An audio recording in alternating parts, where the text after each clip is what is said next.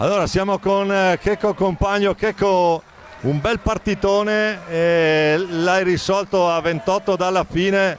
Adesso sai, l'hockey è così, è anche il bello della partita, ma le dicevo prima, c'era comunque la garanzia di una grande qualità, avete dimostrato un grandissimo controllo di palla, l'ho detto più volte in telecronaca. Tu che partita hai visto?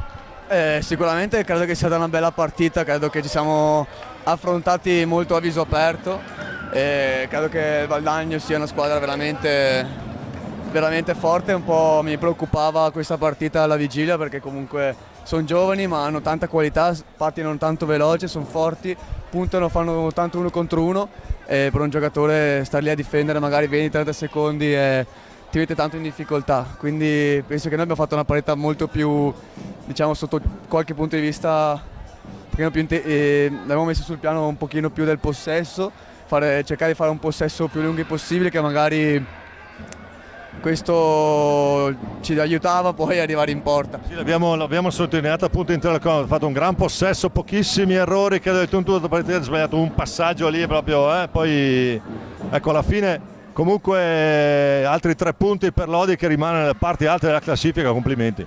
Grazie, sì, dopo la sconfitta in casa di mercoledì contro il Bassano avevamo molta voglia di riscatto. È stata una partita molto, molto sofferta fino alla fine, però siamo contenti dei 3 punti, riportiamo da qua e piano piano ricominciamo col tassello. Complimenti, che è un piacere sempre rivederti qua al Palalido. Ciao, grazie.